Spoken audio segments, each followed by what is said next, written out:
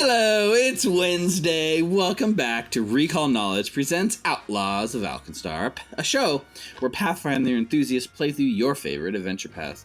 I am your GM, Steve, and I am joined by Ricardo, Richard, Nina, and Tommy. Go ahead, everyone, and say, howdy, cowboys. Howdy, cowboys. Howdy. Thank you, Governor. Everyone who is joining us for the first time tonight, welcome. And anyone who's been with us before, welcome back. We're happy you're with us. And as usual, we are playing this on Foundry VTT, very proudly, by the way, on Foundry VTT, using the new premium Punks in a Powderkeg module. Make sure to grab your copy if you haven't. In fact, today, the third module, the Smoking Gun, did drop. And so as of this recording, all 3 episodes are now available. The entire adventure path can be run in Foundry without any issue. It's really cool. Woo! Back in my day, we just used a whiteboard and a Sharpie and we colored on it. We didn't have any of your damn animations. We had to use our imagination. Imagination, what's that? So, before we get started tonight, we need to give a big shout out to our sponsor for the night. None other than Molten Hosting. Yeah, Molten. Every time you do that, it's your Phil hot. Collins. They're so hot. It's really hot. It is hot. It's 900 Southern degrees. California in July. This heat wave brought to you by Molten Hosting. We are returning tonight with this sponsorship to our beloved, in air quotes, Moltenverse cereal. When we last left off, the Molten Cowboy and Calamity Jane had delved deep into the cause of their relationship falling apart. Toxic tweets. And in a pivotal moment of a lack of self-reflection, Jane raised her pistol and fired. Jane, I don't know how to fix this. I do. You shot me.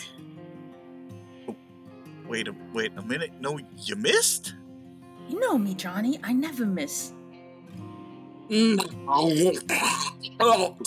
need to get going. I came out of here tracking a pack of gnolls across the prairie.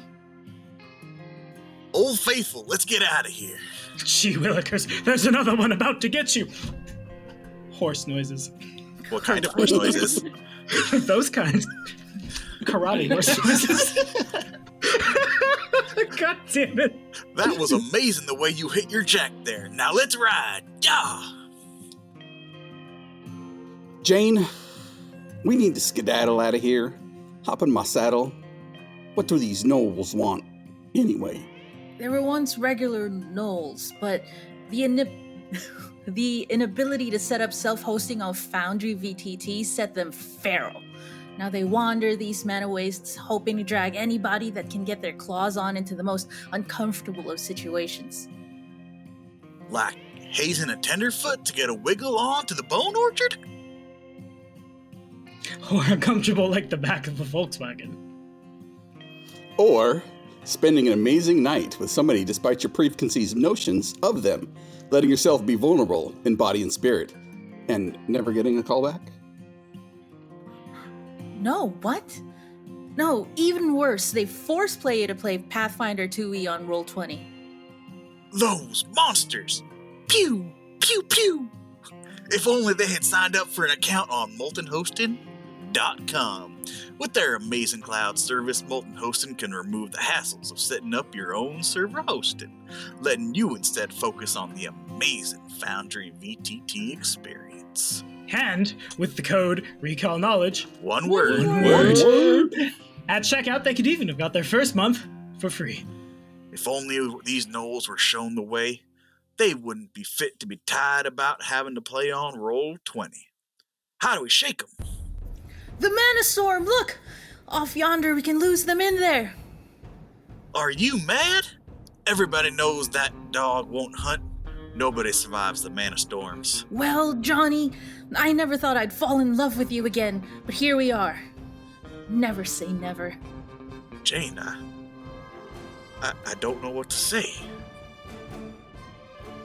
You know, Casanova, it's not that I didn't want to call. Not now! Will the horde of Roll20 playing gnolls ever catch up with our group? Will Johnny and Jane reconcile their differences once and for all? Will the Mana Storm swallow up our heroes, spelling the end of their tale? Will Casanova and Old Faithful ever get to talk about that fateful night in the barn? Okay, show off. Horse noises. Find out next time Molten Hosting sponsors the show. Yeah. Will someone Amazing. please clip that clip of Steve making those knoll gargling sounds? The We need Knoll them Death for all the Gargling gnolls we shoot. In the meantime, head on over to moltenhosting.com and sign up for your Foundry VTT cloud hosting experience. And use the code RECALLKNOWLEDGE One word. at checkout, and you can get your first month of service for free. And the other thing coming up is like we're coming up on the 1 year anniversary of us as Recall Knowledge. You know, it's about a year ago that we We're old. decided to adopt the name Recall Knowledge and kind of put together the channel and stuff. So, yeah, it's an exciting time. So we'll have some more information. We couldn't remember the exact day we did it, but it was around this time last year. That's as specific as we can remember. What is time in these Time is a days construct. anyway? And I feel that. I think that's going to do it for announcements. Viewers, go ahead, sit back, and relax. And players, let's jump into tonight's episode 8 of Outlaws of Alkenstar as we continue playing Punks and a Powderkeg, written by Vanessa Hoskins. Episode 8. We dive into the trauma. Player noises. Player noises.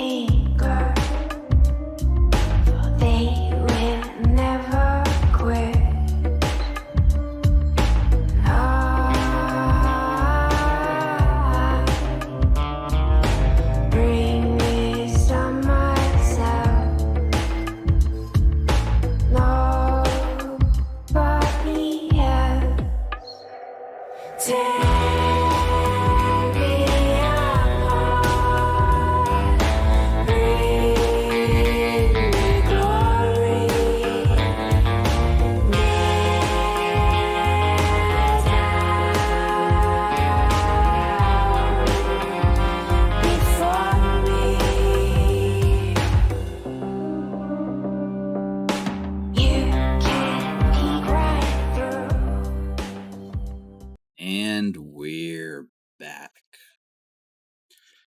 So, the camera fades in, and we hear the loud rushing water of Alkenstar Falls. 500-foot drop of hundreds of gallons of water splashing, making it hard to hear. But over that heavy, disconcerting ambiance, we see, perched, hanging, feet dangling on the edge of Hellside, Reficule and Anita. Still in the middle of the night, having a very deep, personal conversation filled with revelations. So we rejoin that conversation in progress. So Tieflin and Ambrose Mugland. Sounds like a bit a set of a joke, doesn't it? But I guess boils down to that, yeah. What I'm trying to figure out is, so I won't be getting my carriage anymore from Ambrose now. It's gonna be weird. I'm kidding, Refi. I'm trying. I don't know. I don't know how to do these things. I just, first of all, like I said, he's a complete ass butt for doing what he did to you when you were younger. It's just. So when we see Ambrose, do you want to kill him right away, or do you want him to suffer a little bit? What's the plan here?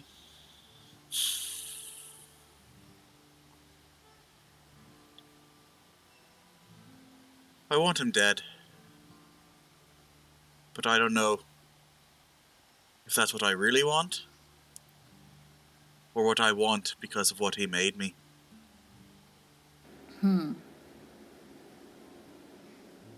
Sometimes, yeah. Go ahead. I just remember some of the books that I've read. When someone's faced with someone that they hate, they usually want them to suffer first. Because death is too quick. It's actually kindness. Unless that's you being kind to your abuser.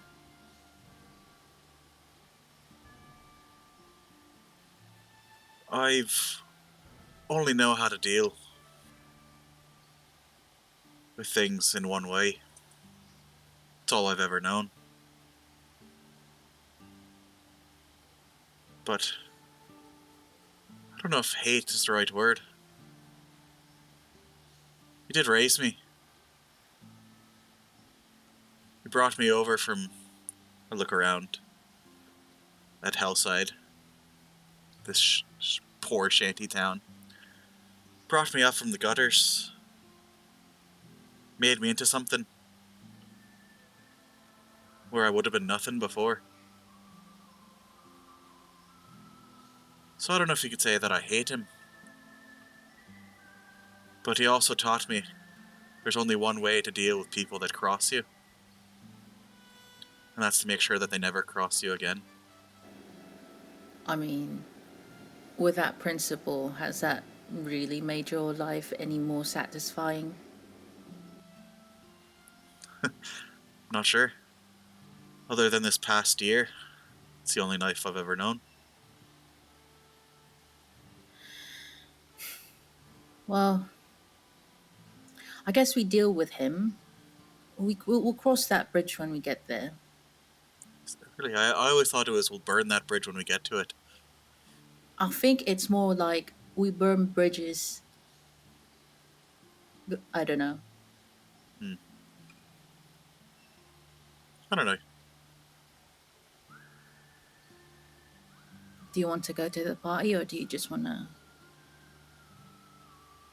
Maybe we'll hang out here a bit. To be honest, after that first song, the music really didn't agree with me. But it was really fun. It was a lot of bass. Maybe one day. But tonight maybe we'll just contemplate our fate.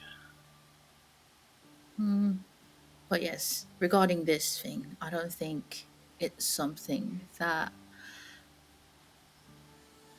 Hal or Saruk would particularly judge you on about. We'll see.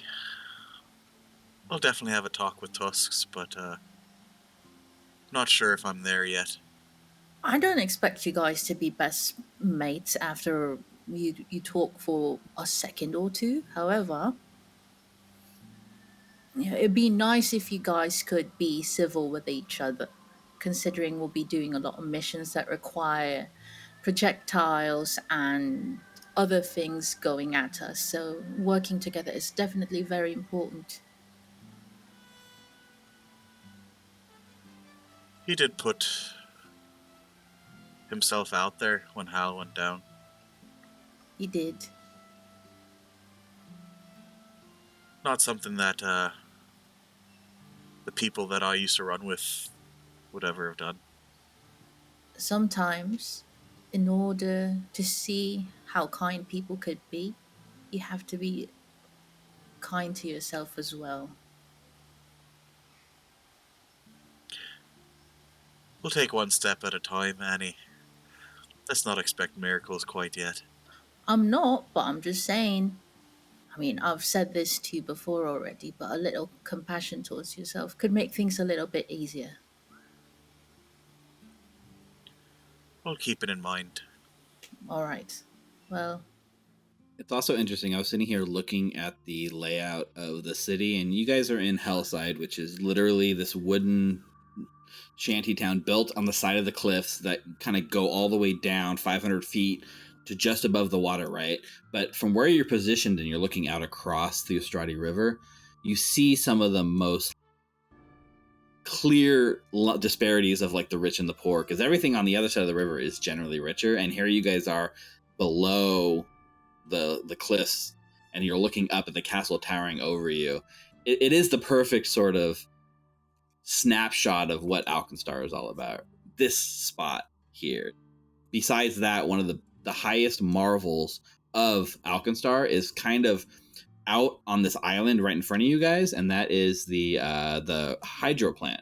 They call it the tin wound hydro plant, and it is sort of the main source of power that kind of gives low level electricity to everyone in Alkenstar, which allows even the poorest of people to have, you know, elevated level, like standard of living over almost any other city in the area. So all of that is juxtaposed with you guys on some rotten wood platforms hammered into the side of a cliff. oh look, I brought a crab cocktail from the party. We can share this one for a bit. There's 2 ales in here as well. I dig it out from the bag of holding. Oh, look how magic works. It didn't spill at all. Look at that. I don't have a blanket or anything, but what else is in here? No, You didn't bring any of that cake, did you? The cake? No, it was the first thing that came out. I mean, what do you expect? The sweets go out first. Don't usually drink this time of night, but I guess I'll make an exception. Yeah. Sit back, relax, listen to the falls, make sure I don't fall. I got your back, Annie. So the camera sort of drifts up, and we see that juxtaposition as the castle dominates the landscape, towers over you two lost souls just kind of sitting there having a conversation in the dead of night. And I think that sort of fades and does like the whole like moon sets and the sun is now in the sky, and we find ourselves in the middle of the day of day 3 of our 4 days of downtime. Unless you guys are staying at Aldo with Aldo and Norma, I'm sure. Seeing a lot of action tonight. Hal's just in the corner. He's so quiet, they didn't. If he doesn't move, they can't see him. Oh no! But yeah, there's you guys do spend some nights scouting. You guys have gotten some good information and good leads, but the deadline's coming down the pipe. Lovelace and Muglin any day now is going to make their moves and snatch up Gattlebee. Anita, you're still hard at work in your workshop. You're spending your downtime crafting. We did roll the crafting check for your downtime last week, so we rolled it a little early, but you did get a decent successful roll, right? You rolled a 22 on your crafting check, and with our modified crafting rules, you were able to pay half price for those consumables and make 4. Describe to us what we see Anita sort of working on and finishing up. She would have actually reviewed her notes from previous battles. And then she would have figured out, all right, we're up against Lovelace, we're up against Smugland, and if the clockworks were any indication, they have a lot of that.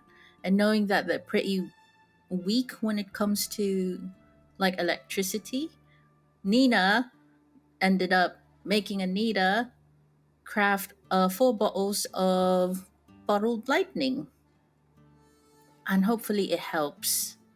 Also, like on her downtime, when like let's say she finished a little earlier, she was also focused on doing like a small tiny project for one of her friends.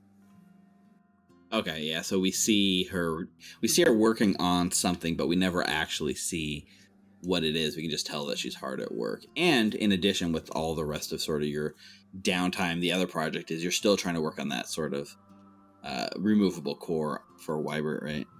Mm-hmm. Anita is the type of person who will squeeze as much as she can in a day before having to sleep. Makes sense. We know that Saruk probably woke up before sunrise to do push-ups, but As you do, as is tradition. At 4 a.m. Saruk definitely does CrossFit. Oh yeah, all day. And then at some point also in the morning, after a workout, drift back over to...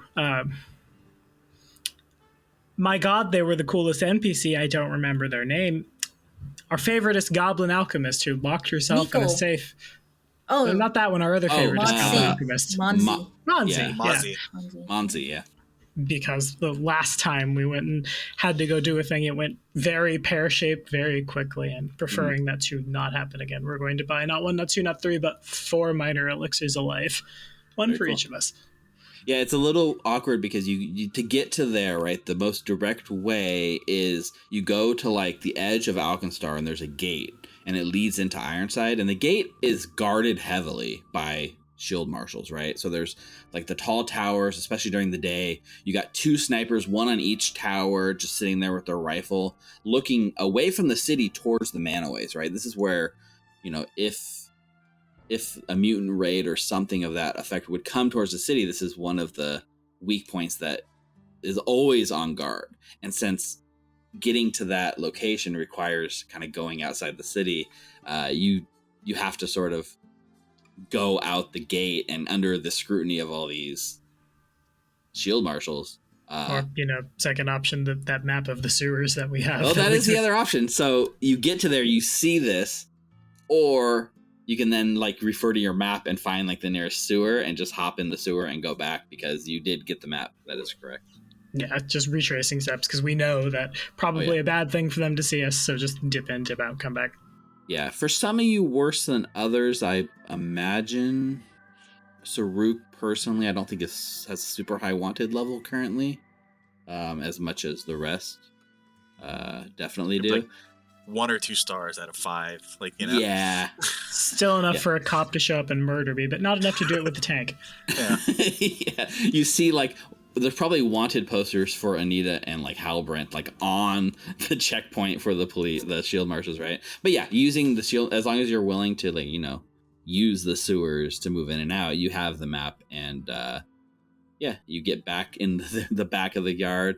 You see the sort of like garden has like grown a bit, but like no more of the leshies there. It's just this vibrant, beautiful,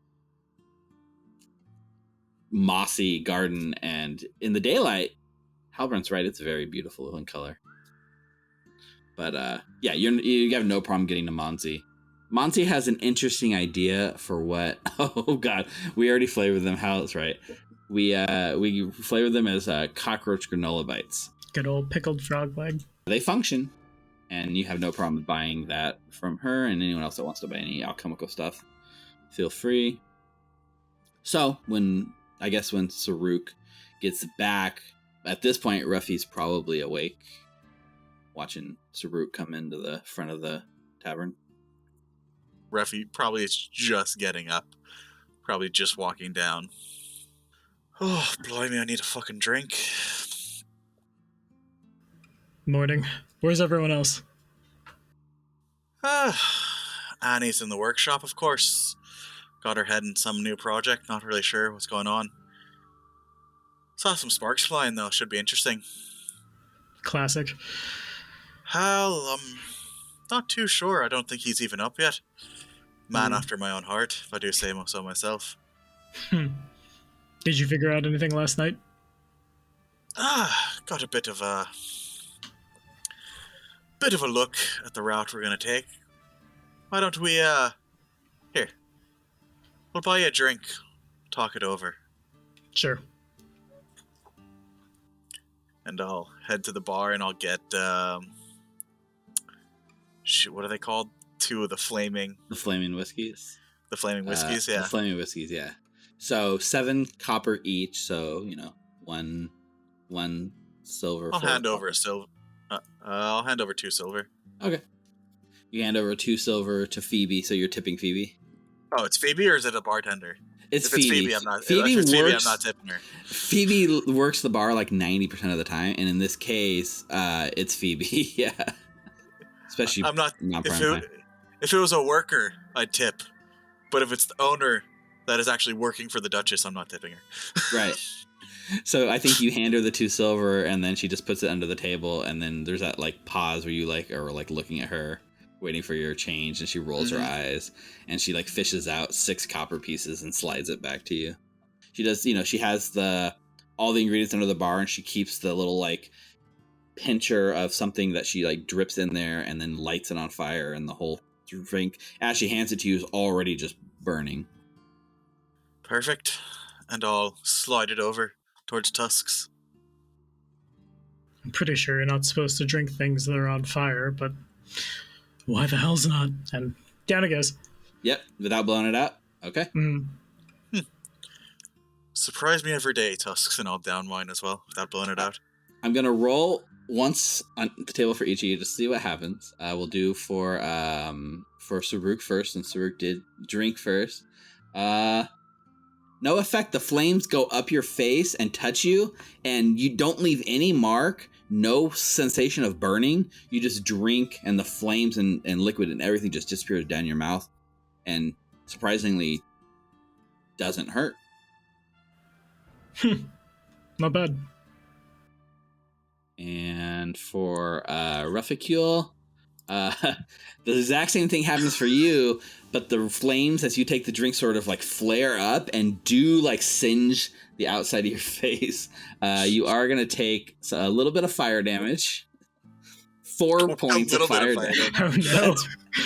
That's a lot. That's a solid. And you take 4 points of fire damage as the flames do not agree with you. And you actually watch as like it probably catches a little bit of your facial hair on fire. Can I make a save for myself? Like a cool save? What kind of save are we talking? Pretty much.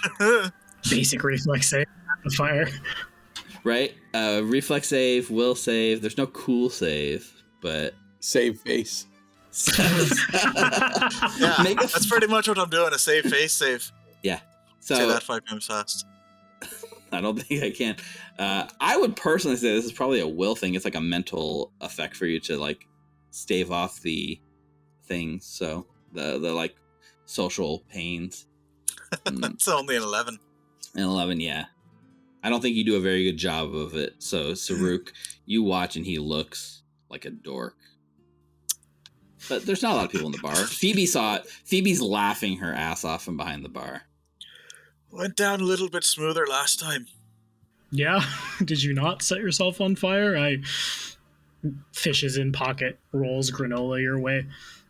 I wouldn't pick these up, so presumably we don't run into something made of protoplasm that wants to roll over us and consume us, but all the same, if we're going to be shot at, seems to be ready to be in advance, you know? Huh. That's, pretty considerate of you there, Tusks. One does what one can. You ran off pretty early last night. Everything okay? Yeah, parties aren't really my thing. Yeah, Anita said something to that effect. Did get a good bit of a look at old Gattlebee's house, though. Mm-hmm.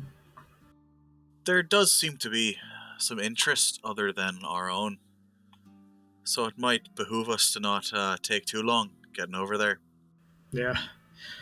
I heard at the party last night there was something about I don't remember the Powderkeg something. A local gang that's been exploding things along the way. I'm concerned if we're bringing someone who has, how do I frame this?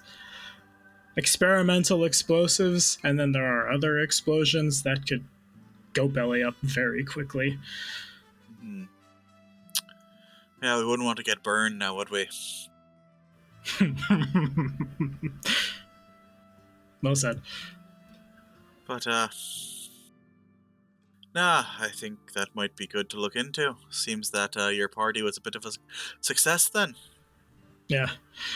If I'm going to be living here, I want to do what I can for the community, and everybody likes free food, right? And then everyone talks, and one hand washes the other. If I must be glances surreptitiously over to Phoebe under the employ of the government for completely upstanding and morally great means, might as well shine it to the best polish possible. You actually believe that, don't you? Yeah, why wouldn't I? I've grown up here in Alkenstar. It's the only place I've ever known. The only people I've ever known. Let's just say I've known a lot of people that talk the talk. But very few have actually walked the walk. Yeah, that sounds about right. In a place like this, it pays, I'm guessing, to have a very pretty front, and then you're in back alleys stabbing people and taking what you want, to pardon my reach, I guess. Alkenstar could do with a little more love, though. A little more kindness, a little more actually taking care of one another, especially given I hesitate to imagine the levels of corruption in this place, but the first step towards removing them is, well, getting everyone on the same side, right? I guess it's not something I've ever thought of before. I never even entered my mind that Alkenstar can be better than what it is. Oh, sure, everywhere can. There are a lot of places in the world that they've started off pretty bad, and then something happened, and then there was a big change, and then things went for the better. It's theoretically the arc of humanoid society, but I admit I come from a place where we already figured that out, so I don't have to be concerned with what I'm going to eat today, so I have the ability to stop and think about that, as opposed to, am I going to be shot, starved to death, or be rained on tonight when I'm trying to sleep? Gotta say, that does pretty much sum up most of life here in Alkenstar. But, not gonna lie, Tusks. When you first rolled in on that first mission we took, I thought you were just full of self-righteousness. But, I don't know. Alkenstar's had plenty of people like me. Maybe, couldn't hurt to have someone like you. It helps when the self-righteousness is backed up with a moral backbone. Likewise, I am, forgive my bluntness, surprised we didn't all get shot in the back when we were running around a scrap heap and everything went sideways. Thank you. I don't think I said that, but thank you. I actually meant what I said before as well. I don't enjoy killing. And I don't kill when it's not necessary. But I do believe it is necessary sometimes. Of course, self-defense. If it's going to be them or you prefer to choose you most of the time. Right. I just tend to preempt that maybe a little bit sooner than you would like. But, like I said, maybe Alkenstar can do with a bit more of your way of thinking and less of mine. Maybe. We should round everybody else up. Get everybody in the stuff together. Figure out what we're gonna do. Right. Did I mention there was these weird flowers around Gattlebee's place, and I describe them? I'm sure they're nothing. I'm sure they're fine. Do they sound like they're nothing? Well, you rolled a Dearest crafting GM. check last time, and you came right. up with the fact. This is the point where you can tell them, no, those sound poisonous. Oh, no, there's... Yeah, no, not at all. Oh my gods. It makes a lot of sense that a shut-in who's afraid that... I guess I would plant poisonous flowers outside my home as well.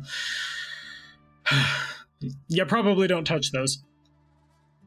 Why don't you see what Hal's up to, if he's up yet, and try to get Anita away from her workshop? I'm gonna go talk to someone for a moment. Sure. Yeah, I'll go grab him. Where would Hal be? Like at noon the next day after the party, Hal? Well, Hal would probably be back at Phoebe's place, occupying one of them rooms until she kicks him out, and he will sleep all day until somebody comes in. He now has the dog in there, so the room service people get a barking at if they come saying housekeeping, and, the dog will growl and Hal will roll over. Got it. Yeah, the housekeeping here is Fosseteer is the one. Fosseter is the one that comes by to like clean up the rooms every day. So that would be their job. But yeah, still probably woke you up not too far past, because for the last few months, Syl has been on Saruk's schedule. So 4 a.m. he still wakes you up to try to do like push-ups or something. But then I'm sure until she gets barked at. Yeah. You bark at Syl and she goes back. She like submits and goes back to sleep. Yeah. She's back. She's easing back into your schedule. So Hal would be upstairs sleeping while you guys are having that conversation between Saruk and Refi. So Saruk can go up and sort of wake Hal up. Does that mean Hal greets Saruk with barking as well? The dog probably wouldn't bark at Saruk, knowing his gait as he walks down the hallway. Long steps between. She probably would be wagging her tail and trying to get out. But, all right. Up and around. We have much to discuss. All right, hold on. Let me, and he'll take out a cigar and light it before he starts getting dressed. And then a few minutes later, he'll come out the door. What time is it? It's still early, right? Sun's still up? Yeah. Early. Oh, that's terrible. All right, let's go. Indeed. And then down back to the shed, not bothering to knock, just open the door. Anita! Yeah, Anita's just hard at work. Probably arguing with Neeko. Yeah. Like, these bottles are very precious to me. Everything's precious to you, though, Neeko. I understand, but you gotta do it the right way. When did you become an alchemical genius? Yes! Saruk! I was at Bliffer! That's fair. I suppose that would make one an alchemical genius. My apologies. We're discussing things. Come when you get a chance. Alright, but I'll pay you back, I swear. I just need it right now. Phoebe needs it. Fine, but we gotta do it right. Hurry back. Alright. And then I follow Saruk. So, what did Refi step away to do? Yeah, I would just kind of flavoring to using underworld lore to try to find out anything about the Powderkeg punks. Okay. Maybe just to talk to a few people in the area that I might know but might be connected. So that was my flavoring of underworld. Yeah, lore. so you want to like step out and spend some of the time like gathering what you can about the punks? Not so much. I was just more flavoring it because I don't want to do a society check. I just literally want to do recall knowledge underworld lore. Yeah, well, for sure. I think doing you can step outside. You can flavor it like this. We can do a recall knowledge underworld lore because you do have underworld lore, right? Mm-hmm. So you can make that check just to see what you know and flavor it potentially as hitting up some context. But anything you don't know out the gate, then you would follow it by spending some downtime gathering information. Okay, perfect. So let's roll and see what you know. I got question marks. You got question marks. I did reveal on the stream at least what your roll was. So for anyone keeping track at home, that is a natural 1. So the Powderkeg Punks, 100% one of the most ruthless, well-known gangs in Alkenstar, known for not only their ruthlessness but their recklessness. They will literally, if there was a gang that represented the cast of Jackass, like Steve-O and Johnny Knoxville, that is sort of the sort of reputation that the punks have ahead of them. And I think not kobolds, but their leader is like a robotic goblin. Like a really famous inventor that failed out of Blythier and then basically shaped himself into be half robot, half goblin, and rules from his secret lair in the old Ironside quarters. Right. I don't need to do any gathering information. I'm pretty sure of that knowledge, so I'm 100% certain. Yes, you are. Now, theoretically, other people could recall knowledge if they have underworld lore and they want to know more punks. Rick's like, nah, I'm fine with that. It feels like absolute unabashed metagaming. Let's do it anyway. And let's make it be a blind GM roll. And you're I'm assuming this is becoming the punks or becoming one of your leads? Yeah. You can have 2, right? I don't know what your current leads are. I confused leads and the feat that lets me have myriad lores, 5 ever. Yeah, it's probably them true. and Powderkeg punk lore, theoretically, right? Yeah, I think I'm gonna do botany for the specific lore, and then my leads are gonna be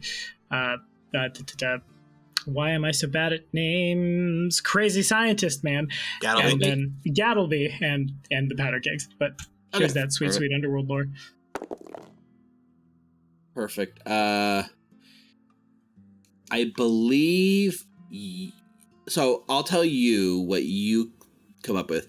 The Powderkeg Punks are a low-tier gang that literally has almost very little respect in the underworld. It's not that they're not capable. They are just unfocused chaos. And what you know is that they are just as likely to, if you were to hire them to capture someone, they're just as likely to murder them as they are to capture them if it seems fun to them in the moment. And you know that their leader is a... let me just double check this.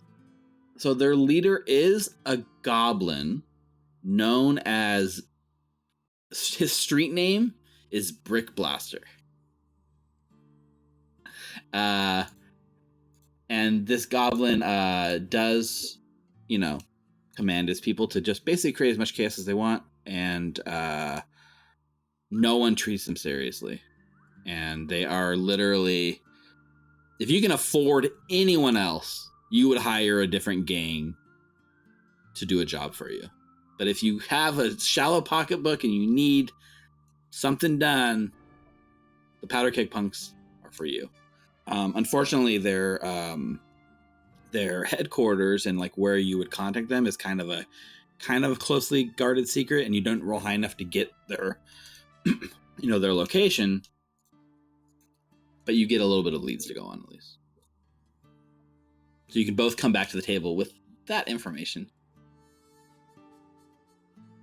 So the rest of the team is gathering around as they sat down. There's a granola bar is pushed their way. Okay, what do we know? Right, well, these punks, they're one of the most ruthless gangs out here in Alkenstar. One of the most feared. Their leader is this feared goblin mastermind. He was kicked out of Blyther for his evil inventions, right? Blown himself half to bits in one of these experiments. But he rebuilt himself stronger, better, faster.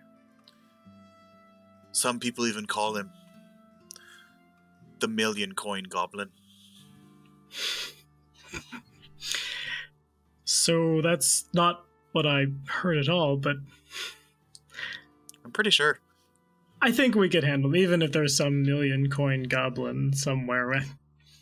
There is a 30 copper solution to most million coin goblins, and it's a bullet, right?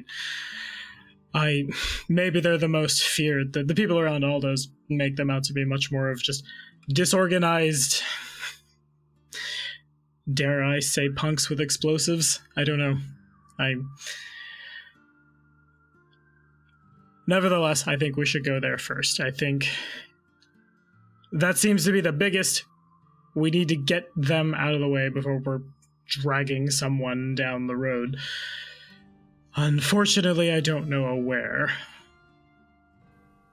I've heard they're around, but I'm not sure if they're along the route. Should we maybe check that out first? Yeah, maybe we do a walk around by daylight.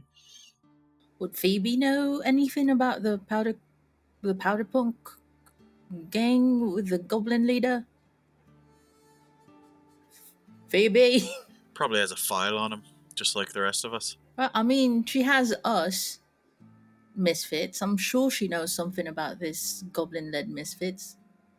Do you have a name? Maybe I know this inventor from Blithy. Oh, what was it, like Brick Blaster or Brick Breaker or... Brick Blaster? Brick Blaster, the million coin goblin. Now, is that going to be copper coins or gold coins? Because if it's gold coins, we should certainly drop by there first. I've heard it's platinum. Phoebe does meander over your way because she's been called, and she's like, right. What's going on? What? Hi, Mum. Yes, drinks? No. Oh, we wanted to... Is it true that the Powderkeg punks. Powderkeg punks really do have a lead, like a goblin leader? Do you know anything about the Powderkeg punks?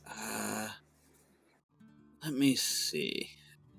Let's have her make a roll and see if she potentially... Okay. Not bad. Yeah, like I've heard of them. From what I understand, they're barely controlled chaos. Leader, he goes by some ridiculous name like Brick Blaster. But his real name is Glaz Nix Bricks. It's almost worse than his street name. Glaz Nix Bricks. Yeah,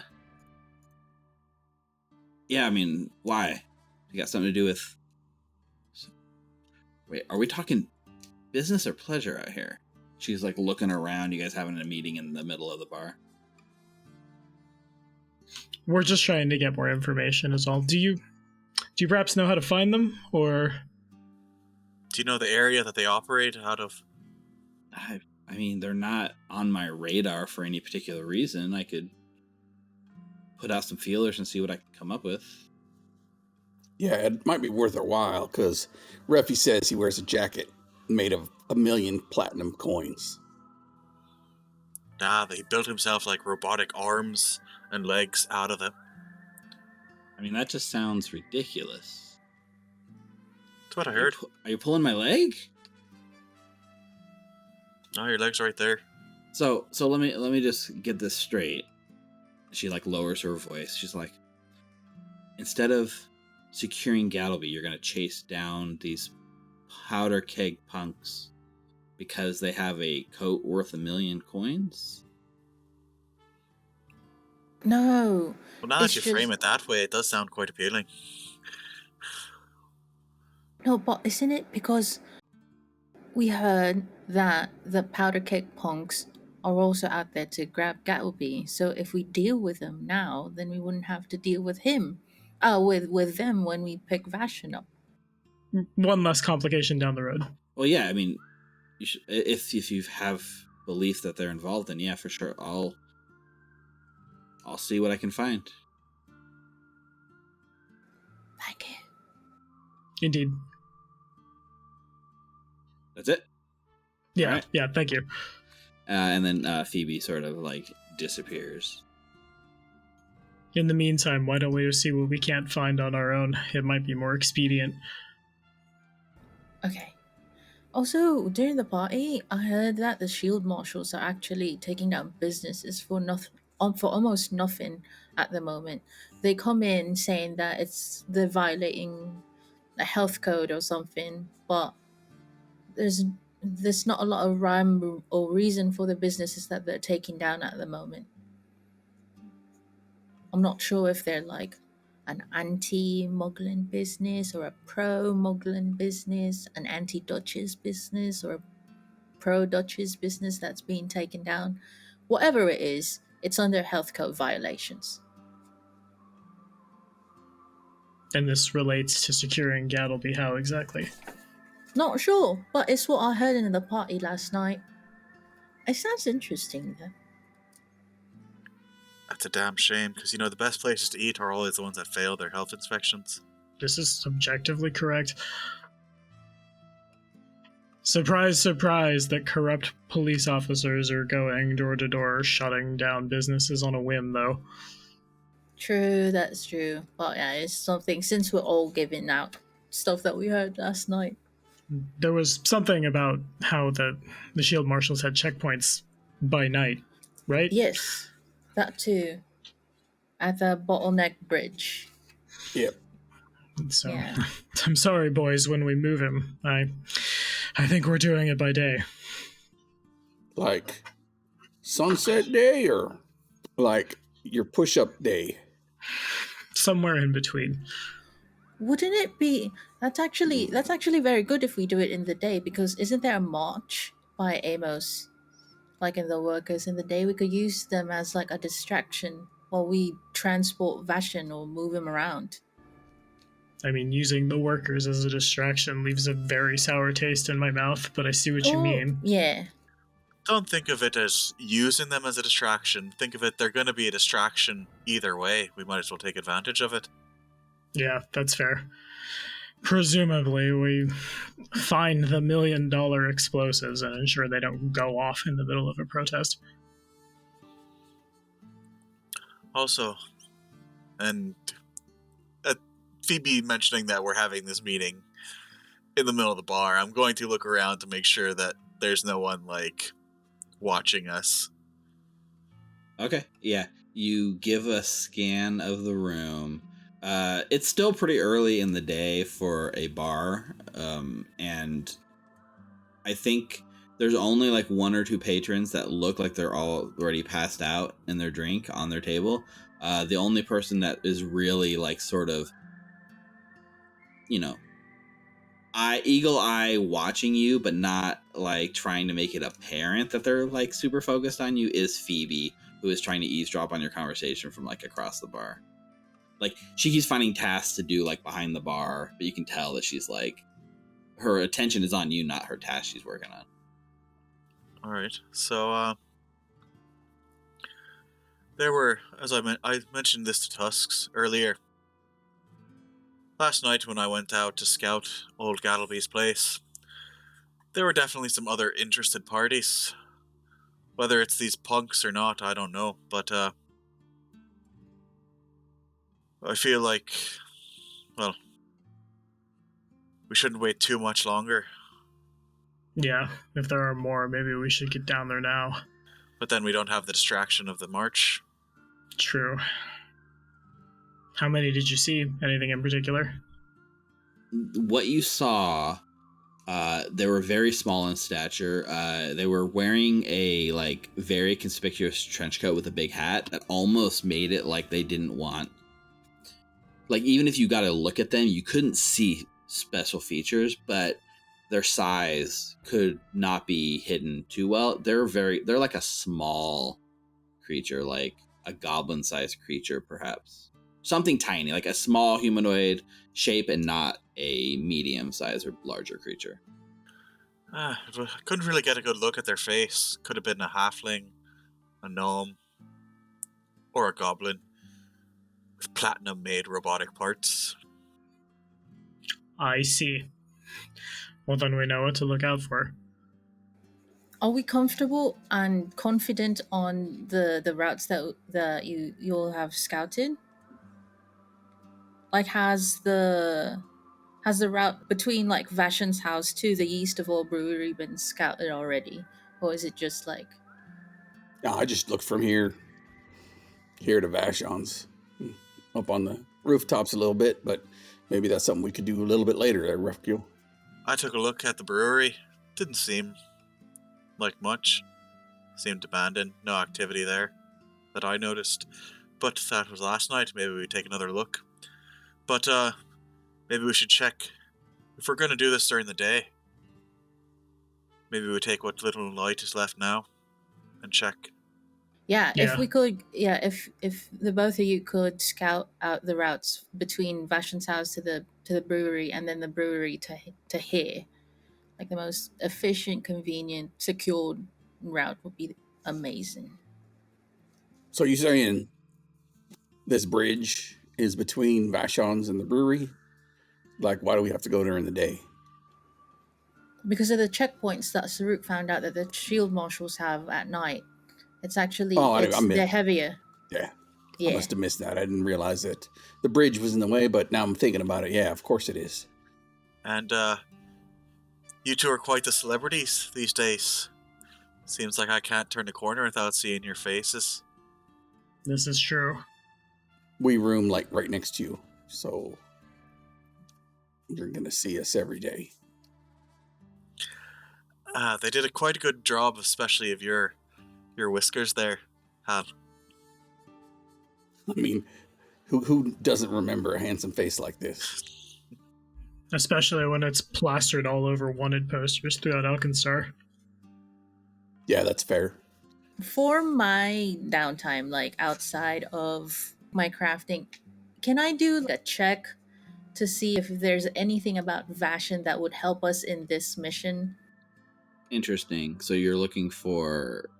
Like, because we know he has traps already, right? Like, have I visited his house before?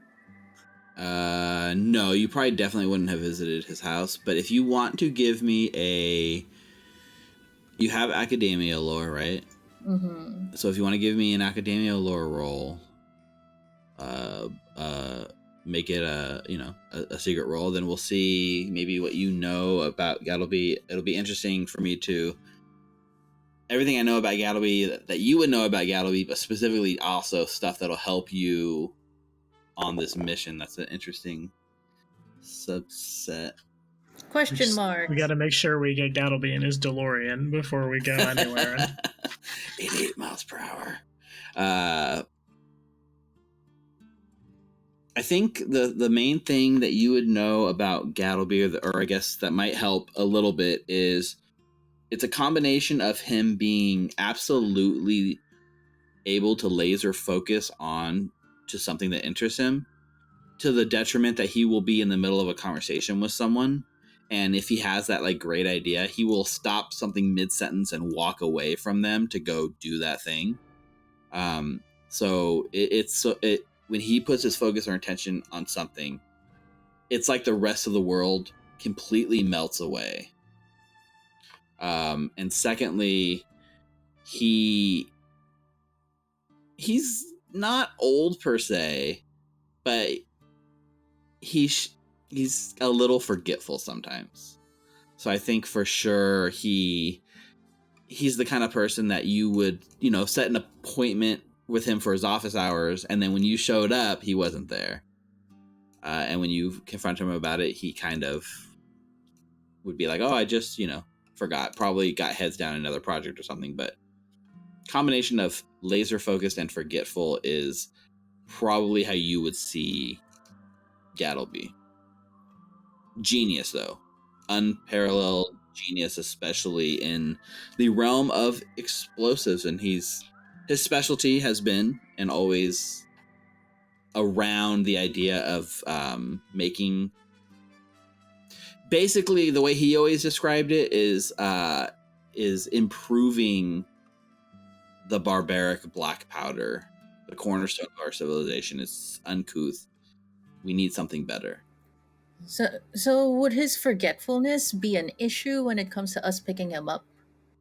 I mean, it's possible. That if he has something more important that he thinks more important, right, then he might forget or not care that he's made promises. All right. So I also remembered something about Vashon. He's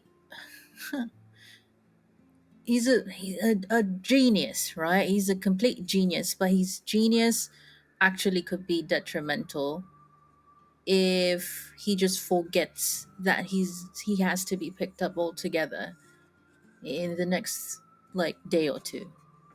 Just as a precaution and as a safety, I think it would be best if we send a little reminder, or Phoebe sends a little reminder that he's going to be picked up. A very smart individual who hyper-focuses on their tasks to the detriment of other things. Wow, where have I heard that before? I know, it's insane. We're all just looking right at Just Anita. staring at Anita. Do I have something on my shirt? Just the tendency to hyperfixate on things and then forget to sleep, or that you're gonna have an escort throughout a dangerous part of this.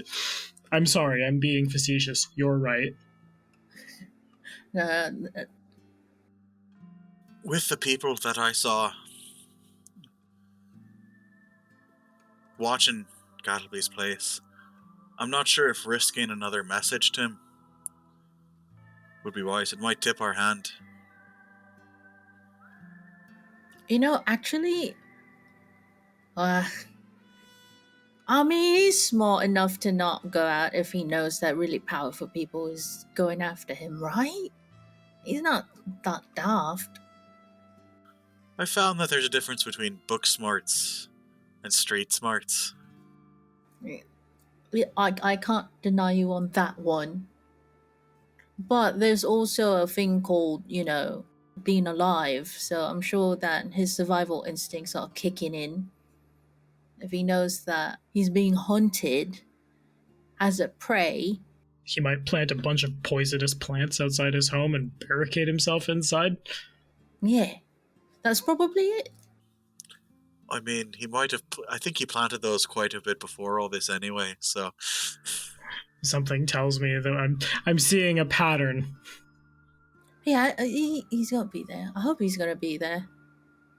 Anyway, all of this conjecture is just conjecture. It's not gonna get anything done. We should head that direction and see who we can't scare up. Yes, I still have to finish the lightning bottle, the bottled lightning that I'm doing. So. How long do you need? One more day. I see. Well, boys, shall we then?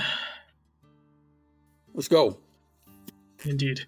Hal, you might want to, I don't know, maybe change that, is that, what is that exactly that you wear over you? Burlap bag. It's a blanket. What do you mean a burlap bag? A burlap bag is like tan colored. It's like the color of that bar over there. This is certainly not burlap. He is objectively correct, though. Not about the burlap part, about the hide yourself part. Hal will stand up and flip the blanket the other way and put it on, and it's a little cleaner. Maybe, I got a great idea. Why don't we shave the mustache? That seems like a party foul. I can't help but notice you when you talk to Syl, it seems to be much more canine in origin. I'm far from judging anyone, but there isn't. You haven't neglected to tell us anything, have you, about your background? You mean KL, right? Not K9, but KL? No, not that deep. I withdraw KL. 1 silver piece and, push it over. If you touch that, is there an allergic reaction? I haven't seen you around the full moon. No. I mean, there's nothing wrong with me. Fair. I don't like... I just see good at night, and everything looks more beautiful. During the day, it's just washed out as the dust blows across it. It for whatever reason, doesn't have that same effect in the evening. So I see much better at night and can pretty much disappear. And, I grew up in places where you had to hide in the middle of the night against other creatures that can see you in the night and were 3 to 4 times your size. I see. Never mind. Forget I made an assumption then. Maybe just wear your hat a little lower. I mean, we could borrow Phoebe's hats for a gold for a day. I mean, oh yes, the hat of existential crisis. We just can't have Anita wearing one of those since her uncle doesn't remember things very well. If you want to rent the hats from Phoebe, then she will gladly rent them to you. Hal will go and rent a hat from Phoebe. I need one of your hats for today. Okay. She has to go back into her, sort of stage production room where she's got all of her props, carefully labeled, the perfect place for each shelf. And she brings the hat and she says, 5 gold deposit, 4 back when you bring it back. All right, here you go. Slides you a hat. All right, I'm ready to go. I can't turn this on right now, and it may or may not work. Remember last time? So when you're ready to go, I'll swap out my nice hat here for this new hat. So you let me know. The more I read in the APs and the more I saw how they've set up this world, the more I realized that, if magical items had a chance to fail, this whole city would collapse and die and explode in a fiery pit of, chaos. So I think there has to be a distinction, between items that have, magic already infused in them and spell casting. It's the only way this world makes any sense. The distinction being that most of, as the guy who just did a video about this, most of the permanent magically things or the clockwork things or what have you are made in, I'm brain farting, bougie part of town where magic things works, and then there, and then from there there's not a it doesn't get fucky when it goes on, but activating things is probably where it gets a little weird. Right. So. And the lore's a little nebulous. So I don't think I'm going to probably have you roll every time you use a magical item that is magical, because otherwise it'd be too much chaos, I think. So I think we'll just retcon that the hats will work when you need them to. It won't make you emo, Hal. Maybe I just didn't say the right words. Didn't know the magic word on it. So yeah, we'll see what happens. So as we're kind of leaving this, I think we're going to be heading into our break. But it sounds like there was a couple different ideas thrown around, and each one of you are going to get, to spend half a downtime day pursuing one of your activities. What were you? There was the idea of spending more of the gather information on the route to earn those preparation points. There was the thoughts of following up on the punks, right, and seeing if you could learn more information about them. And I think there was even talks about going to the warehouse, the Yeast of All Brewery, sorry, not the warehouse, the brewery, and scouting there as well. So, as well as walking the whole route during the day, just to keep an eye on it. So, how did you guys want to spend this first chunk of downtime? Thinking about it, it feels like the 3 of us stay together, see if we can't track down the punks, then see if we can't track down the people who were casing Gattlebee's place, circle around to the Yeast of All, and then as problems arise, deal with them. Yeah, if we go and start at Gattlebee's, we can walk the route and then end up at the brewery already. So it's kind of logical that we'd start there anyway and then make our way down during the day. Yeah.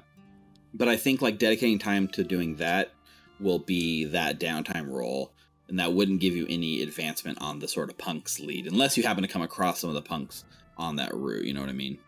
Yeah, that's the hope, is the whole thing shakes out to a bunch of if-thens. Should we run into someone, then we deal with it from there.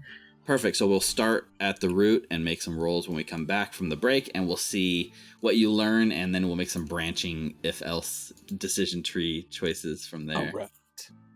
Open Sounds bracket, like closed bracket. Exactly.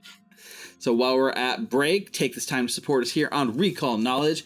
You can head on over to twitch.tv/recallknowledge to follow us there, or head on over to youtube.com/recallknowledge. If you're on Twitch, we accept Amazon Prime subscriptions or, regular subs too. If you want to catch up on any of our past shows, head on over to YouTube. We have our whole catalog of shows there. And our biggest supporters is, shout out to our patrons who, look at that, gifting subs in chat. Welcome, Sharks Boy, getting a gifted sub. We'll shout out our patrons at the end, but our patrons make all of this possible. So big shout out to our patrons. Go ahead on over patreon.com/recallknowledge and check that out. We're going to be back in about 10 minutes with some more Outlaws of Alkenstar. Don't go anywhere, and we'll be right back. Y'all come back now, you hear? Right? 10 minutes, though. Have you not heard that? No. Yeah, my mom's like, no, go jump in the pool after eating. I thought that was just because that can't be, no. Welcome back here. We're live. Pseudoscience. Recall Knowledge back with our dance party. Appendicitis. With our appendicitis. I will say I've never heard that you can't dance after eating because you get appendicitis. That sounds... Old wives' tale. Yes, that sounds like you can't swim or you'll drown, right? Same vein. You can't swim after eating. That's what I heard as a kid, because then you'll drown. Because you get the appendicitis. We couldn't do anything after eating because because you'll drown. No, that's the same for us. Like, you can't do anything after eating because you'll have appendicitis. Right. Thousands or millions of years of human evolution, and can't do anything after we eat because then we'll die. Anyways, welcome back. The human body is on the verge of collapse constantly. Yes. Yeah. I mean, I think we were on the verge of dying before we ate too, so I don't think the needle moved very far. But anyways, welcome back to Outlaws of Alkenstar, and we are about to go on our scouting expedition as Saruk and Reficule and Halbrent are all making their way to Gattlebee's house and looking to do a little bit of scouting. So I was keeping track because I am a good GM who keeps track of points, and I did not rush to do this right before the show went live today. But currently, as a group preparation, you guys are at 7 preparation points.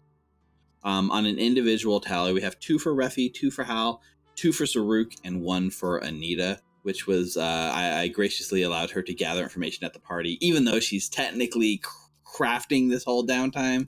So, as we do this route, right, we're doing it, thematically, we're doing it during the day to see if there's anything different or unique that you guys come up with. So there is the idea, you can justify any skill to me that you want, but I will say that sort of as written, the default ones that they recommend are athletics, perception, society, and survival. But I will allow you to justify any other of the skills that you can frame it in a way that is interesting.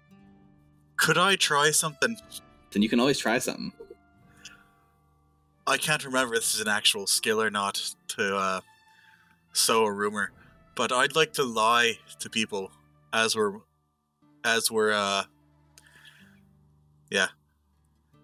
tell your son that he failed his stealth check there. Oh, he's behind. But You rolled a natural 1 stealth check, Charles. The entire world saw you. Danger, don't be there. But while we're going along the route, I would like to start sowing the rumor to people that the punks have been known to make this route lately. And this specific route that we're going to take is their target, that they're going to sow chaos tomorrow, so that people should try to avoid the area. For sure. I think you could go ahead and make a deception check for this, and that might be able to get you a bit of help, preparation in this. I'm using a hero point. Well, that's your second natural 1 of the night in 2 rolls, I believe. So yeah, maybe not quite 2 rolls, but I think maybe it is. No, definitely 2 rolls. That's the only 2 rolls. rolls, 2 natural 1s. Use that hero point. Let me change my dice again, real quick. Reroll with a hero point. Let's see if the hero point is gonna go your way this time. Okay, 25. That's natural 1 into a 25 is pretty dang good. 25 is going to end up being a critical success on this check. We'll get to that in a second. Let's see what Hal and Saruk do for their preparation times. It's me. I'm Saruk. Just Okay. Again, I'm trying to find people and either talk to them or not to exclude people from the battle maps, but I would like to slowly piece out all of the bad things that I can one by one before we're actually down to doing things. So that's kind of the goal here. If we can find them and then come back, grab Anita, and then go zone in. Right. 24 is a success. You're going to earn a preparation point, so I'm going to mark that before I forget. But the one thing for sure here is that as you're asking people and talking, you do hear people that say that they have seen some of the punks in a Powderkeg gang recently. And specifically, they've been spotted in and around the... Let's just say they've been in the Bottleneck Bridge area of Alkenstar. Okay. See, I'm not even lying. I'm a prophet. The prophet Refi spoke and he said, But yeah, are you just hearing what Refi's been spreading as a rumor? Like, you go talk to the person right after Refi does, like, maybe, maybe not. But don't you gaslight me, GM. It's most of your job, but don't you gaslight me, GM. there is, so in total, that brings us to... That's the 10, so you guys have earned 2 more tiers of information. Every time you get 2 preparation points, you earn a little bit more information. And you guys are very specifically focused on the Powderkeg punks. And as you learn a little bit of information about the Bottleneck Bridge, one person kind of like tells you this interesting thing that they found, because everyone knows that the Powderkeg punks like literally snort black powder for fun. Like, they take bumps of black powder before they do anything crazy, and so they're kind of very strange in that way. So we've talked about a lot of things you shouldn't do on the channel. IRL. Right? I feel like we've circled to another. Don't do that at home, kids. No. Yeah. The Bottleneck Bridge is kind of set up to be it is this sort of cool bridge. During the day, since you're here, it's bustling with marketplace activity. There are stalls kind of right before and right at the end of the bridge that have people that are selling fruits, decorations for parties. Like, it's like going to a farmer's market, right? And so as you are coming through there, you notice one of the stalls is actually abandoned, which is a little odd. And when you look closer with your sort of keen one-track mind, you do find that there are cigars, fully smoking cigars with just the little end pieces left. And the cigar itself is covered in gunpowder. And given what you've heard about the Powderkeg punks, it makes it seem that maybe they've been scouting this location out themselves. And as you get the 10 points, right, you realize that there are multiple shops here. A lot of them have like red tags, and they've been shut down by shield marshals for building code violations. It occurs to you, I guess maybe Saruk, listening to Anita earlier, and you were like asking about shield marshals shutting things down for health code violations and stuff, like what did that have to do with this? And you realize now that maybe you could use them to your advantage if you could get the shield marshals' attentions here and make sure that they were patrolling and making sure that nobody was using these stalls. Anyone who might potentially set up an ambush from one of the stalls would get run out of town by the shield marshals. So then alternatively, we have to deal with the cops? That seems worse. Right. If they're full of black powder, why don't we just burn them down?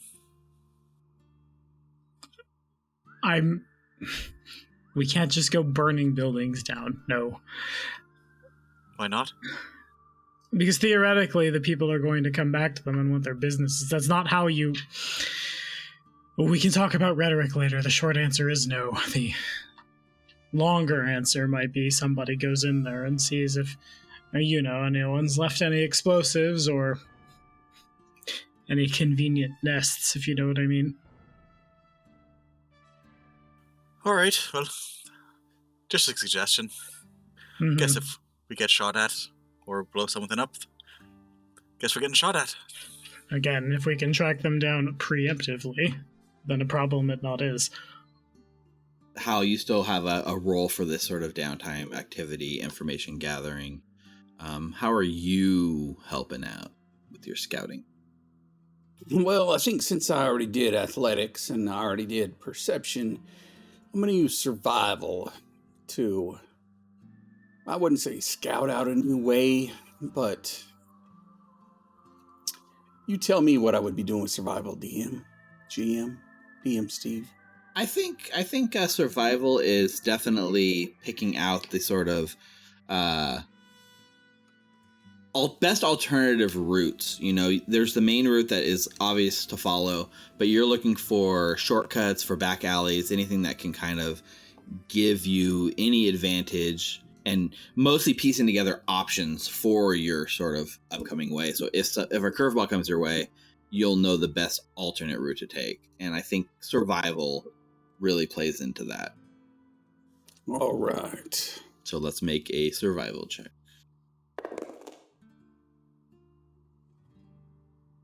Ten's going to be a failure. Do you want I think I'll use the hero point. All right, let's use hero points. 7 is not much better for a total of 12. You do what you're looking for, but you don't find anything useful, and you end up not earning any prep points for this sort of like part of the day of activity. All right. This sort of walking the routes, doing that, takes us through like half of the day of time. You can go by the East of All Brewery. I mean, the path takes you right to it. Just like Reficule said, it is sort of a abandoned warehouse that looks locked up and all the windows are shuttered. It's kind of off the main beaten path a little bit. Well, what do you two think? To be entirely clear, no one owns this building. It's just abandoned, right? Yes, it's technically it's owned by the bank, and the bank is going to be auctioning it in about a month. Gotcha. And we are very far off the beaten track. Not a lot of people watching us. Yeah, it's pretty mellow and abandoned over here. So if Gattlebee needs something here, why don't we just go in and see what we can't find? I get the sneaking suspicion that anything in an abandoned brewery that's something he wants will stand out. Maybe Anita knows more. I don't know, maybe there's a few casks of ale still in there. You and Annie are the brains of this operation, so tell me where to shoot and I'll shoot it. If I'm designated the brains, I say we go pick up Anita and Wybert, come back here, get in the door, see what we don't find.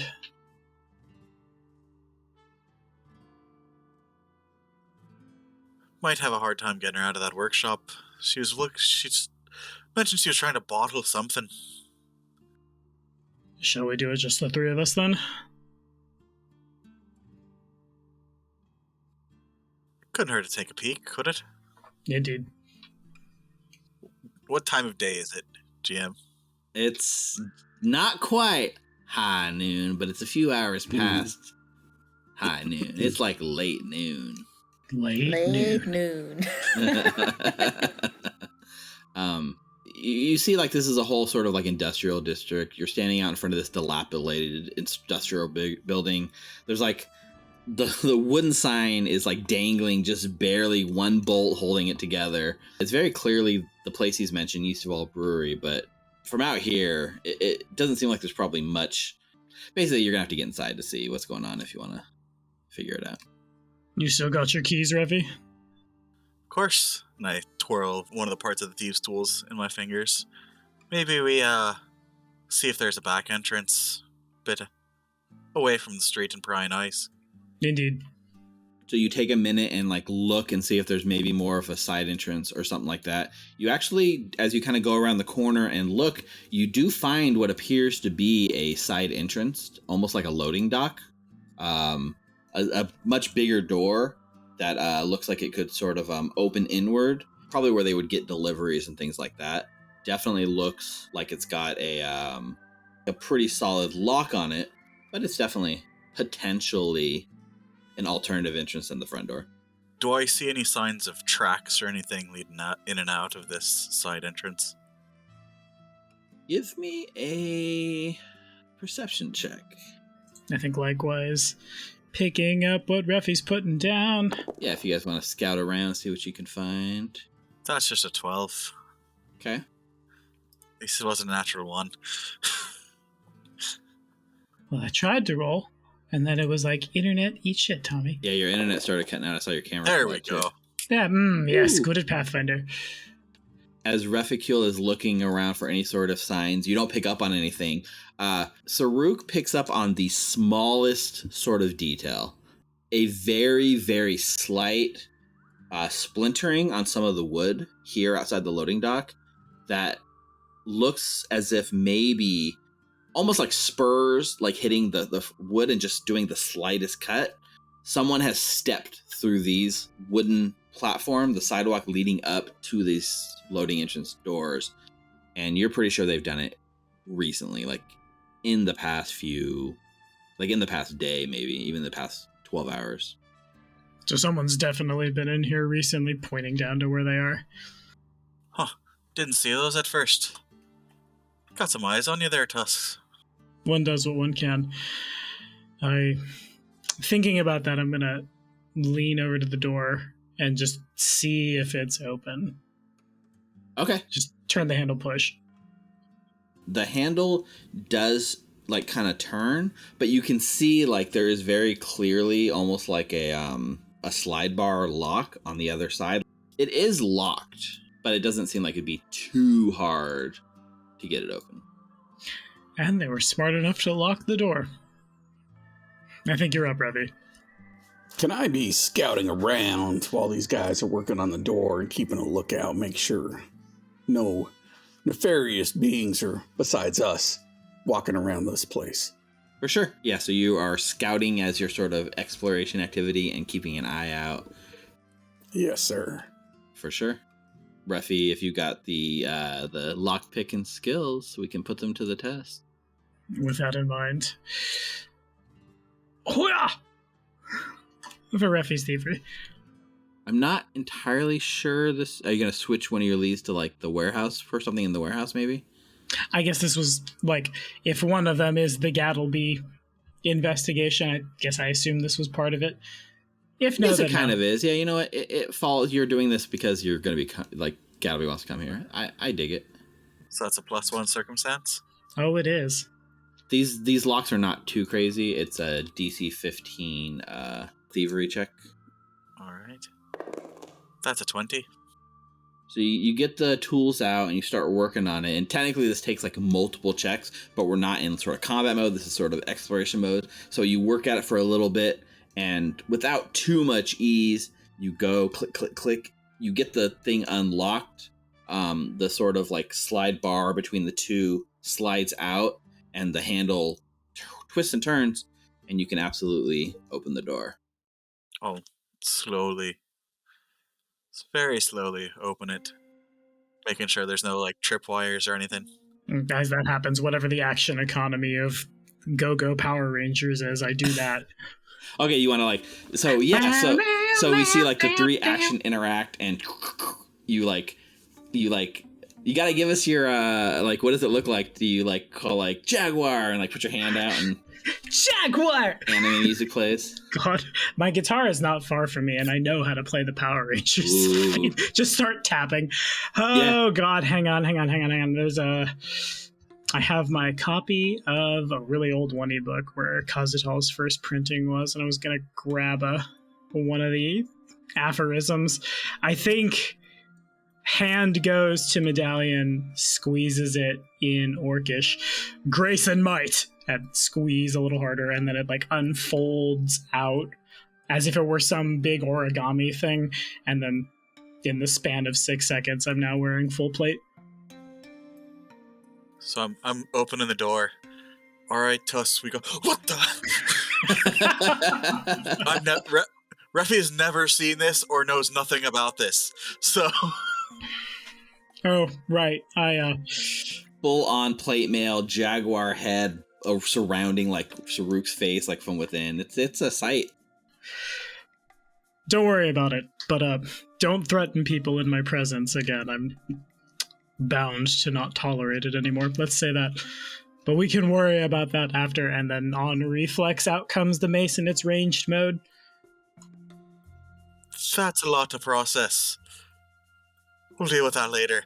We will. For sure. And you actually do, Ruffy, you then try to give the door a push. As you push the door, it moves like an inch and then stops. Even though it's unlocked, it's not budging. Do I see any, like, tripwires or anything holding it? Give me a secret perception check. I got question marks. Question marks it is. You don't see any sort of tripwires or anything, and just kind of peering through and beyond, you can just make out that somebody has stacked piles and piles of, like, crates against this door to hold it shut. Seems like someone either didn't think the store was being used, but given your observations before Tusks, that someone used it recently, I think someone made sure that this door wouldn't be used in the future. I see. Either that or they're still in there right now. Jesus, didn't even see. You two gotta stop scaring me like that. Oh, clearly sorry. You need more coffee by daylight. Well, we are 3 looks everyone over. Well-muscled individuals. Shall we push it down? Do you think they're still in there? I think they've heard us at this point, regardless, so our hand has been tipped. No other way in? We can see someplace? Like, go around? Did I see anything when I was looking around? There's the main door. There's definitely like the main door to the front of this place that is still available. You guys just kind of went and looked for something more off the beaten path and found this side entrance for the loading dock. Otherwise, besides this entrance and the front door, there doesn't appear to be anything from down here. If you wanted to go up on the roof and see, there might be ways in through the roof. I mean, if you want to clamber up there. No, I do not. It's too early in the day for climbing around. Fair. So on 3 then? Doesn't that nice shiny armor give you any boost to you pushing stuff around? I wish. The momentum and the weight, it's complicated. 1. All right, here, let me go in first so I can see. Zerd puts his shield to the door and leans. Let's all quickly fumble our athletics checks and fall on our fucking This is going to be an asses. athletics check, so we can have like one person doing the main athletics check, and if somebody wants to aid and make a check to give a possible circumstance bonus, you can aid this check. So who's aiding? Who's taking the main role? Refi on 3 definitely does not push and just lets the 2 of them do the work. I suppose I'll probably aid. Push hard. Okay, so Saruk, to make up for Reficule not pushing. Perfect. Saruk, why don't you make an athletics check as an aid? It's like one of those things. 1, 2. Oh, my shoe's untied. You nerd. Okay, well, Just turns, doesn't push it all. Reficule, what are you doing? 9 is going to actually be a critical fail in this case, and that ends up meaning you take a -1 check on your roll, Hal. So Hal, take a -1 circumstance penalty. Saruk's still getting used to his new armor. Yeah. No, Refi, you're supposed to push. And then he's Refi, it's not a pull door. What are you doing? Had it the whole time. Yeah, even with the penalty, it doesn't matter. Hal digs in. Ooh. There's almost like the minute where there's like that deep sort of guttural growl that comes from within, and you lean in and push. You push into like a stack of crates, and the door opens enough that it doesn't open fully and all the way, but with this roll, you've managed to create enough space for either a small creature to walk through it or a medium creature to like squeeze into the space. And it's made quite a bit of noise. And you actually hear like a voice from it within. It goes, "What's going on over there? Positions, everyone! Defensive positions!" Well, I think we found our punks. The doors open, you hear this voice coming out of it. What do you guys do? I mean, it feels like we're about to be super fucking shot at, so I'm gonna raise my shield and go. Okay, yeah. Are we doing this now, or maybe we, I mean, what do you want to do? Say we're selling Girl Scout cookies? What's a Girl Scout cookie? A cookie made by... I mean, I'm just gonna shield check the door. So, Saruk, shield up. You have to squeeze in, right? So you're like literally squeezing into the space. You're already huge, and this is already a squeeze even for a normal medium creature. So with you and your plate mail, you're like this shining beacon of like good. Shining beacon of metal scraping on wood. Yeah, right. And the thing, I think you push and it actually gives a little more. There are dusty crates, empty barrels, and there looks to be about 4 tents that have been propped up and sit into this location. And it almost looks like you're now stumbling into somebody's like campsite. Okay, so I stumble in with one like a raise shield, one action, second action, like squeeze into the door. And you can see there's like a man, and he's dressed in fairly nice. Like you're not used to seeing clothes this nice in this part of town. He looks like maybe he stumbled from Skyside or something. He's dressed in super nice clothes, goggles on his head, and he's standing in the middle of the room, and he's just barking orders. And you can see like around the tents, around some of these crates, there's probably about 4 or 5 people that all have their weapons and like getting ready and like aiming it like towards you. And none of them happen to be goblins covered in platinum, do they? Everyone you see here is either it's like a human or a dwarf. About a half mix. About 3 dwarfs and 3 humans. So then I guess stumbling in, looking around, confused. We don't want to fight. You don't want to fight? You just broke into our house. We didn't realize anyone was living here. I thought this was condemned. I'm sorry. I puts down weapon. I don't want to fight. What in bloody hell is you doing, Tusk? Just hang on. So, do I just be immediately honest? Oh, God, I need more information, but I don't know what to roll. Does anybody in the space have like any kind of signifier or something somewhere on them? Like, you are this member of this gang, or this important person around town, or 1, 2, 3, 4, or are they just a bunch of people squatting? Most of the people are kind of behind cover and not out in the open. The only one you see is this human man dressed in very nice, very expensive clothing with no real signifiers or anything. He's holding a sickle in his hand, like up at you. You can see he's visibly like shaking as he does so. But some of the people around that have cover with their like sort of rifles pointed your way, they are much more calm in this moment. But he is like doing one of these like shakes right at you. So I think just trying to de-escalate the situation. We're here for a friend. We were acting under the notion that this building was abandoned and no one was living here. We needed to pick something up for them. It's very important, and we are not trying to pick a fight. From the back you hear, I can't shoot at anyone with you blocking the bloody door, Tusks. How many of you got back there? Don't worry about it. And then switching to... Oh god, I'm so used to using different languages for characters in the party. Refi, don't talk anymore. Don't worry about how many people are there. We don't mean you any harm. There was a... Look, we're here. We're looking for something for Vashon Gattlebee. As you're making this talk back and forth with him, go ahead, and I'm going to have you do a sort of make an impression roll. So it's going to be a diplomacy roll for Saruk to see if you can settle these people, right? Because right now they're on verge of... Shooting me in the face. Yes. And you're trying to talk them down. I have a thing. I am 1000% brain farting how that thing works, but I think it works here. Saruk was just gifted a hero point from chat. Thank you, chat.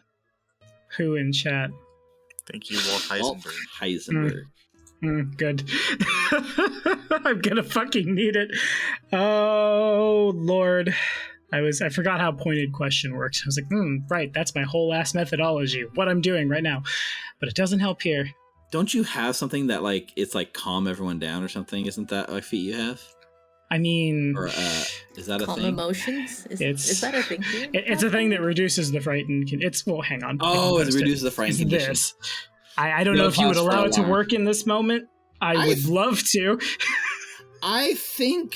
he seemed frightened. I mean, he is frightened.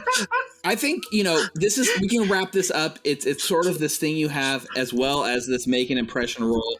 It's still a diplomacy check against their will, only if this is successful, you're going to basically steady them even more because you caused alarm and now you're trying to convince them you're not cause for alarm. For sure. He seems frightened. God damn it, Richard. He should. He does seem frightened. That's objectively correct. Honky dokie. Merry Chrysler. Merry hero point. Look, Richard wants to help you. Refi definitely was not helping, but Richard wants to help you. Yeah, no, Refi never helps. Oh no, we're gonna die. Do you have another one? I don't think I can just spam hero points. It's one hero point for a roll, yeah. So your no cause for alarm doesn't succeed. You're not able to sort of advance their impression of you. So his counter offer is basically, how about you back out, you go outside, and we can have a safe conversation with safe distance between the both of us. Sure. I pick up my mace, back up, probably into Refi. Yeah. What bloody hell. I know. All right, men, this is our chance. Keep your weapons locked. If they try anything, blast them. In that little crack of door that you've created, his head pops out and you see part of his face and his eye looking at you, and then immediately ducks back, waits to see if you pull the trigger or anything. No one's gonna hurt you. We didn't think anyone was here. What are you doing here anyway? Again, we're here on behalf of a friend, Vashon Gattlebee. He said there was something here that he needed. I don't know. Maybe it's better to ask your name. My name is Kasali. Have you heard of me? Have I heard of him? Have we heard of him? Have I heard of him? This would be...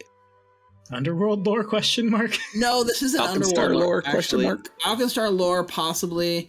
Otherwise, probably a society. Hey, I'm real What's good his at name? those. Kasali, yeah. Refi has not heard of him. I'm not going to bother rolling. So, an 8 for... I don't know who that is. 19 for Refi. Even, I will say this, even with a 23, nobody in this group has even heard of this guy. He is a nobody. He's like a no-name person. So, no, nobody's heard of this dude. I see, and Kasali, I'm making the presumption that this is your home and I've barged in. Who's everyone else? Strike one, good sir. This is not our home. We do not live here, but we are currently making camp here. Okay. Does he have any kind of accent? And we hear it.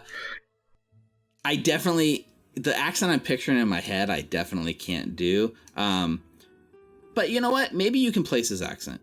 Accent lore. Yeah, this would be a society check to place the accent. You can give me a recall knowledge society. Well, I'm wondering if instead of that, can I just in Kaleshi say, "Who are you?" Aleshi. Kalashi. In Kalish? In Kalish, yeah. How do you know? Huh. Wasn't expecting that. What? What you say? And I repeat, "Who are you?" in Kalish. Speak whatever that language is. He like looks out. Maybe you know me by my adventuring name. Go on. You might know me as the Gentleman Adventurer. Can I shoot him now? No, not yet. I out of character really want you to, but it would be a bad idea. I represent Okay. the adventuring party known as the Iron Hunters. And I'm guessing you've come to Alkenstar for... We've come to make this place better, to cleanse the streets from anything dangerous. We are monster hunters extraordinaire. you know, sus. I would like to perception this. Yeah, make a perception check to see if you can suss this out. I am sensing motive, so this feels very secret. I have many question marks. That's just a perception check, right? Yeah, it's just a perception check for sense motive. Look, we all rolled the same thing. Wow, we all rolled question marks. Holy question marks. I think what you guys get off of him is not that you believe him, but that he believes what he's saying is true. I see. Well, good. Then we have common cause. I'm also not from here, and I would like to see this place be something it isn't currently. Again, there's a friend of ours. There's something here we need to pick up for them. We won't harm you. I apologize again for kicking down the door of the place that you're staying. In and out of your hair, 10 minutes. I mean, if there's something valuable here, I guess we have squatters' rights, right? Right, man? That's right, boss! I mean, in a manner of speaking, but it's not here. Between you and me, I lean in. Gattlebee is a little,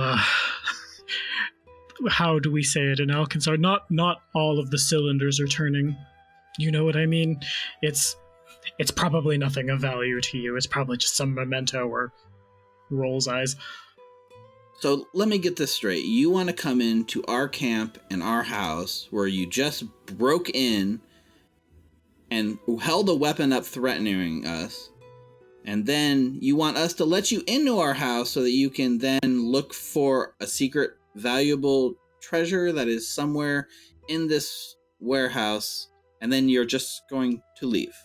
Again, probably not something valuable unless you're missing a couple of axe beaks, you know what I mean? And on the threatening bit, how long have you been in Alkenstar? Well, like, the region or the city?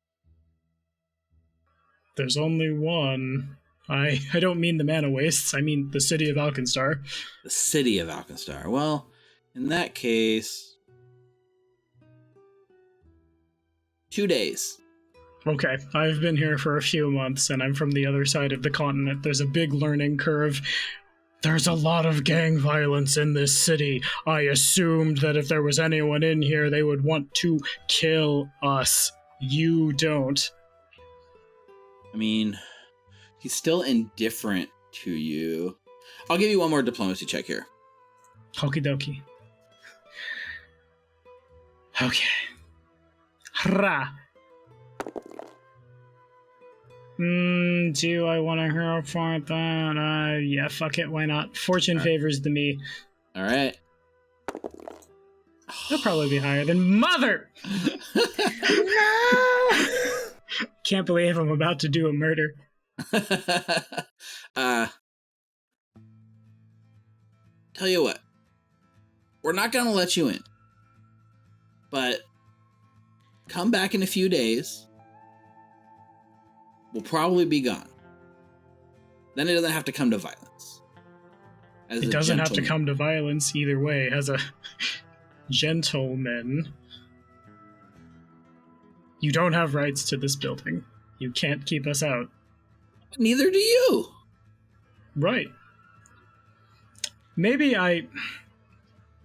wait, I just got it. You're threatening me. No, I'm not. There's gonna be violence? There's not gonna be violence. Stop talking, Outlander. You don't know what the police force is like here. If they show up, it's a bloodbath. We're all fucked. It is in your best interest to let us in peacefully. I don't want to hurt you. I won't hurt you. They will. Nah. The door closes. Do I have time to, get foot in the door or anything like that? Potentially. Give me a reflex save. DC 12. Don't tell me the DC, I'll metagame. DC something reflex save. DC a thing. 17. Okay. He goes to close the door. You get your, heavily armored foot in the door. The door is, trying to close, but he does not get it, fully closed or anything. You're able to stop him from closing it. This is the last time I'm going to ask nicely. We won't kill you, but we have to do this. You are new here. You can't fathom the why of it. I lean over to Hal. What are we looking for inside this warehouse? I don't know, something. Something, he said come back a few days. We could have just come back tomorrow. 1 to 4 is a few, I guess, so tomorrow. I thought we just wanted to get a look inside. Yeah, we did want to get a look inside. I don't think he likes to be told no, but that's just me. I'm liking Tuss a little bit more right now. I think we are gonna roll. We are gonna go ahead and roll initiative on this. Oh, good. Does my exploration activity still apply? Yeah. Everyone gets a what? What is it? A +2 because of your +2 for scout dedication. You might be able to... Scout's warning. I think it is, yeah. You might be able to put that in chat, the feature, and it might have an effect they can drag on their token, but I'm not... I already get a +2 for 10 paces. Okay. I'll take it. Why, but I feel a disturbance in the force.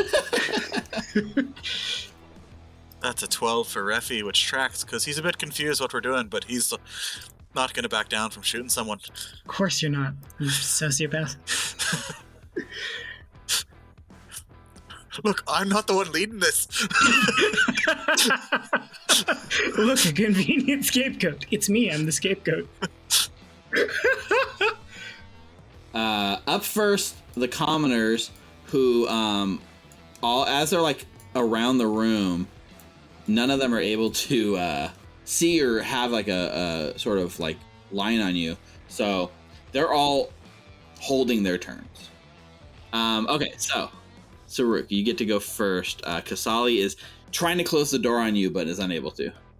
So I'm gonna interact to open the door, ? I don't know if I need to roll something or... I think you can interact to open the door and open it. It's still a small enough space that it still requires squeezing through. And then he's there, right? He's right in the door, right on the other side of it. Fair. Instead of doing that, can I try to push the door open farther so there's a better line for folks?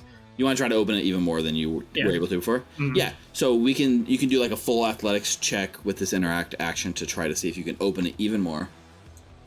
Okay. Can I burn through 3 hero points and 3 dice rolls? Please believe, internet. Yeah, fuck it. I need something to succeed tonight. 17 is not enough to open it more than it already was. Change your dice. Fucking maybe. Can I try again? If so, is there a penalty on it? No, you can spend another interact action trying it again. Just gonna hit this door so many times. Trying to take it out, right? Open it. An 8, that's a critical failure. You try a second time, ram. There's a lot of weight behind this. Apparently. So then third action, I suppose, will be just the raising of the shield. I don't know what the fuck got into their head. Whatever Gattlebee wants, we're gonna have to deal with these people sooner or later. Refi, try not to kill anyone unless you absolutely have to. But we don't even know what Gattlebee has here. What are we looking for? He's an eccentric old man. It'll stand out. All right, Reficule. All right, I will interact to draw my pistol as a free action. Okay. I will use 10 paces to. Would I see him from where I'm at? Yeah, the door is open like enough that you can squeeze through, and he's like on the other side trying to close it. All right, I'll shoot him. All right, any sort of like restraint, or are you just going for it? If I can with a pistol. Yeah, it just takes a -2 circumstance penalty to the attack roll. I'll look at Tuss. I'll draw my pistol and aim for his head for a moment, and look over at Tuss, and it's gonna be more difficult than I thought. And I'll aim lower towards his kneecap. Okay. Cool. Yeah, go ahead and make that attack roll. I, out of character, know the flag he's wearing, but I can't fucking place it. God damn it. That's a 23. 23 is a critical hit. Go ahead and roll critical hit damage. That's 22 points of damage. So you blow out his knee with your blast. Oh He my screams and falls back, writhing in pain before he passes out on the floor and just begins like bleeding out. He's not dying because you just knocked him unconscious. Holy shit. I, out of character, use my reaction to high five Richard. I'll look over to Tuss and say, I didn't kill him. Hey, man. Good shot. And then, do I see anyone past his now body on the floor? Is there anyone I can see within 30 feet? There is one person that is like wide-eyed. They're kind of using the tent as cover, and they're in your line of sight, yeah. All right, I'm going to use Raconteur's Reload. Uh-huh. And say, do you like your kneecap, friend? And I'm going to make an intimidation check. Go ahead and make that intimidation check. 16. Okay. It's successful. He's frightened 1. And then I'll hold an aid action for the next here's the thing. attack. At the end of your turn, after you blow their leader's kneecap out and he's like writhing on the floor in pain, going unconscious, and you've basically threatened this guy's kneecap, instantly you just hear like the clattering as every single one of the people in the room throws their guns down, like clatter. All the weapons clatter on the inside, and you just hear like, oh, fuck it, it's not worth it. Well, I look over to Tuss, so we don't shoot the rest of them now. Not unless they shoot us first. I can't believe your way was more efficient. Yours could have worked. You just could not hit the diplomacy roll. I fucking could not. Hal, you do have a turn in initiative if you want to do something.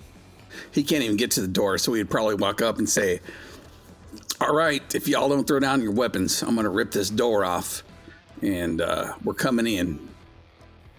Oh, they already threw down their weapons, Hal, but good work. Yeah, they threw it down because they knew I was coming. With that, you've diffused the situation, and you have managed to make your way into the sort of loading dock area. As you do see that like you get a clearer view, right? This group, the Iron Hunters, led by this Kasali, has they've been making this place home for not long, but maybe like the last day or so. You step in, and you can see there's already like a lot of infighting, and the tensions amongst the group is already really high, and you get the sense that they were probably already infighting before you blew their leader's kneecap out and defeated him in one blow. They all are like just avoiding eye contact with you guys. Some of them, about half of them, start packing up their tents and are ready to like hit the road. So I think first things first, stepping in. Man, I really want to hit a no cause for alarm, but the way I'm diplomacy-ying tonight, I think, Right. I'm not going to fucking try it. It's just your roles in general, not even just diplomacy. You got I thought I was 20, good at though. Pathfinder. Someone told me once I was good at this game. I took it to my... I think I'm going to try it, step in, and just look to everyone. I'm sorry that had to happen. Literally, we just... And then just keep moving forward. As I come in here glancing around, does anything... I'm hoping I can... What's the word? Gattlebee seems like the type of person like, yes, here's a very alchemical-y thing that shouldn't be in an abandoned brewery. That's probably his shit. That I can like quickly Maybe glance look at the and find. boxes first. For sure. Yeah, you just want to start. You're basically just going to look for whatever you think might be what Gattlebee is looking for, right? Yeah, pretty much. Yeah. If you guys want to toss this room, feel free to give me a perception check as we spend some of this time exploring. I'm just going to go around whistling and picking up the rifles. As you do. Okay. I'll turn to the four of them. It's just the five of you, right? There's no one coming through that other door? They look at each other and they're saying, well, Bolsa's not here. They're probably hiding hearing gunshots. Or maybe they'll be coming through that door in a second. I'm not sure. But there's one more. Oh, good. Hopefully she's just as open to discussion as the rest of you. Where are you all from? Well, we've been cutting our teeth in the Mana Waste and the Old Ironside up until recently. Kasali here is the worst adventurer I've ever served under. But he pays the bills, so we have to do what he says. Did he take you out on the Mana Wastes and you made it back? Oh, yeah. Yeah, we hunt, like, deadly monsters out in the Mana Waste, like prairie drakes. Ooh. And... Got any of them tails? They're like, okay, well, so far we've only fought a prairie drake, but still, it was pretty impressive. Poor Kasali. Guess he'll just have to call himself the gentleman now.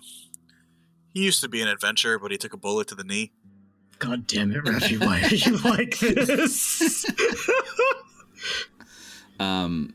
You spend some time like searching, getting a 20 on the perception. The only thing valuable you find, like everything that's in these crates, it's they've been picked clean a long time ago and they're all mostly empty. Definitely nothing of value, like spoiled food maybe. You do notice that Kasali has on his belt 2 healing potions, like 2 minor elixirs of life that you could take if you wanted to take it from him. And he has what appears to be a pretty filled gold pouch that he keeps on himself. Saruk's not going to steal from him, but once he's disarmed, I'm going to pull one of his potions and feed it to him. Okay, that makes sense. You can feed him his own potion. Otherwise, as you spend, 10 minutes or so picking through these things, you don't find anything value other that is not in possession of the Iron Hunters. He's healed for max. So he wakes up from unconscious, but is screaming in pain as you've blown his knee out. And he's like, what did you do that for? You said no. God damn. I fucking hate Alkenstar. Yeah, you and me both, buddy. Should have opened the door. Don't try anything stupid. You should have opened the door. Open the door. Yeah, but... I'll squat down to him with my pistol still and just kind of tap on the chest. Maybe this adventuring thing's not quite suited for you there, Kasali. Yeah, well, you know what? You try not being able to use magic. It's not very fucking fair. What's in the other rooms? Like, y'all just camped out in here, but I'm sure what's in the other room over there? Right as you say that, the southern door flies open. You see like a dwarven person comes rushing through the door, steps into this room, going like, I kind of messed up, and then looks at you guys and gets scared and says, oh, I think I messed up even worse, and starts slowly backing out of the room. No, friend. it's fine. It's fine. they see, Kasali bleeding out at the knee, and just like, did you kill him? No, he's conscious. Kasali, did we kill you? I'm dying! Like crying Kasali, in pain, holding his knee. But Bolsa does sort of come in and saying, like, looking a little shifty, like, was that? That's what the gunshot I was. Oh, shit. So I'm going to try this one more time, lest this all go to chaos and confusion. We're looking for something. It belongs to our friend Vashon Gattlebee. We don't mean you any harm, but we absolutely must have it. Please don't make this more fucking... mean me any harm! He's like holding his knee and... just trying to talk over him. Yeah. Well, what did you mess up? Yeah, no, I mean... So I might have activated some clockwork machinery in the other room, and it might have just turned on me and attacked me. Don't much, Shagwa. Kasali, get behind me or you actually will die. Maybe that's Vashon's Wybert. Oh no. I think we're okay. They're in the main entrance, in the foyer or the receiving area. I don't know what you call it, but I call it foyer. But yeah, we might want to get out of here. Yeah, that's great and all. It's great, whatever. Just as long as you don't shoot us. Tusks, no offense to yourself and your intelligence or anything, but if I'm remembering right, Annie's not here with us, and her mentor, who we're looking for, the last time anyone saw him in public, he blew up half the college. So, unless you have intricate workings of high explosives, maybe we should wait for Vashon to go and search the rest of the room. I mean, as you all right, but... maybe we just go get Annie now. I think we get Annie now. We've got an entrance to here now. These fellas won't be coming back because they like their kneecaps, correct? Right? Gentlemen, ladies, non-binary pals. We're going back to the mana waste where things are proper. Fine. Take the gentleman former adventurer with you as well. But I say we go back, tell Annie what we found, get Vashon to maybe come back tomorrow, and if that's his Wybert, he knows how to power it down. If it's not his Wybert, at least he knows where, we're not going to blow ourselves into bits. Fine. Look, I think we did great today. You talked to people, and you I shot someone, and... no one died, right? It's progress. I'd say that is compromise, my friend. Sure. They will gladly get out of here and cede the warehouse to you.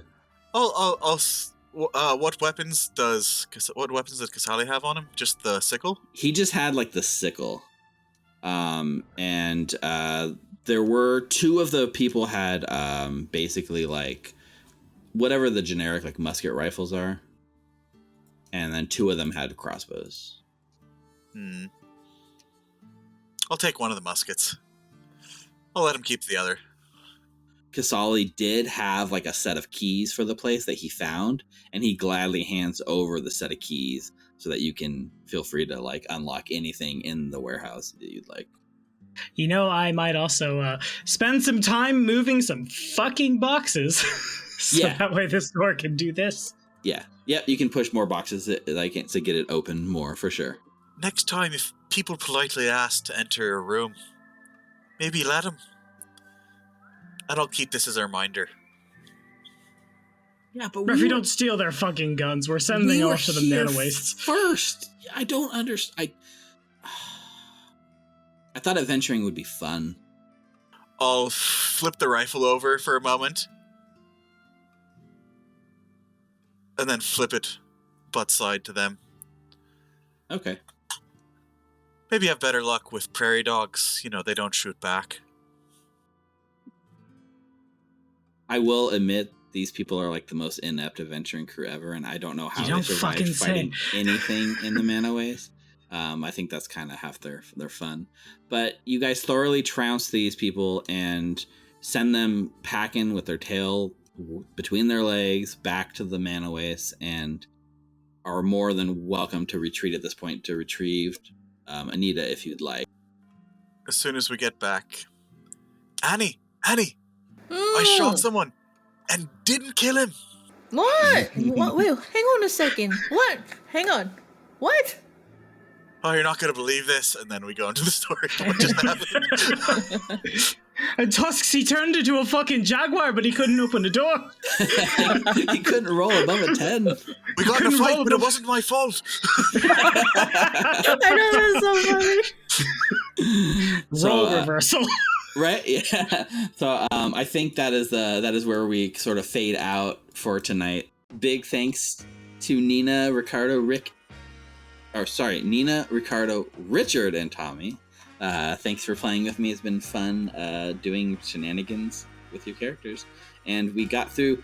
So in every game we've played so far, we got through a day of downtime. We got through half a day of downtime, you guys. We did it. We got and a room of a dungeon crawl. We're getting so far. That's the thing, though. We did get somewhere to a dungeon crawl. At this point, though, big shout out. Again, the people that make this all possible, our Patreon subscribers. Woo, thank you guys. Especially David Sims, who's been around since the beginning, as well as Derek Brewer, Sandra Wagner, Michelle Waltz, and Awal Jalil. I do need to know, is it Michelle or is it Mikhail? You can let me know, Miwa. I saw you in chat earlier. But big shout out to you guys for supporting us on Patreon. Thank you so much. And if you want to help support what we do here on the channel, you too can head on over to patreon.com/recallknowledge and maybe get your own shout outs at the end of our shows. We're going to be back next Wednesday, July 6th, to play through the next episode of Punks and a Powderkeg and see if we can find what this mysterious object that Gattlebee placed here in the abandoned Easterval brewery is. It was his long lost son, Casil.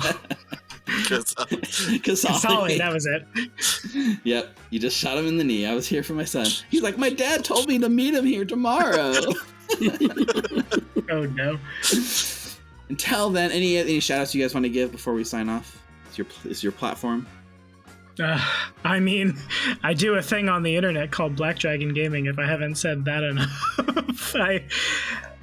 I feel like I want to shout out the cascading array of hero points that landed on me today. Thank y'all. I fucking need them. Hi, my name is Tommy. I do a thing on the internet called Blackdragongaming, which will be, in August, it'll be 5 years that the channel existed, 1 year that I've been full-time, and I think the longest full-time, or not the longest full-time job, but the longest job I've had, like, consecutively in my entire life. I do a bunch of things that Paizo did, and I build a bunch of dumb shit and talk about lore and stuff.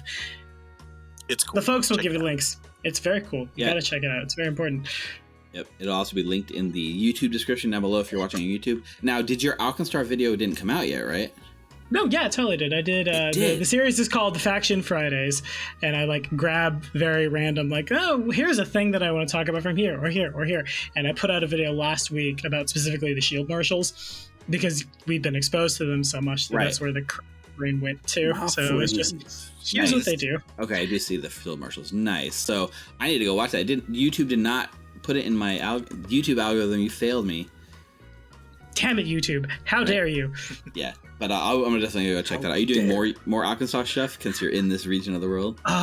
Maybe. We'll see. A lot of times, I definitely do a character build a week, and then there's a second video, and it just kind of shakes out to a combination of what's in the very long from years of a YouTube channel or quest line that people want to see, and then just like, well, I was poking at this thing. Ooh, that's interesting. Let's talk about that shit, and then out it comes. Nice. I do want to see what your Shield Marshal video has. That's pretty cool. It has the coolest thing in the world, a first edition prestige class with the most powerful ability in the game. A shield marshal can open a door as a swift action, which is very, very fast in like 1E's action economy in combat. A friend of mine and I would make jokes about it all the time, and then turns out, no, that's a really good prestige class. Nice. We need to bring it back. You could just like doors. Doors are no longer your enemy. Open a door is a free action sometimes. Today doors were very deadly. Party's greatest enemy. Yeah. They fucking were. Yeah. Squatters in boxes and shit. and blown through the knee. All right, we'll be back next Wednesday, July 6th. Until then, stay safe, stay healthy. Goodbye. Happy Pride. Oh, dance party app? Yes, we need dance party. Thanks for everyone that subscribed tonight. CJ, Shark Boy, everyone else. Woo! Next time it should be like a line dancing video.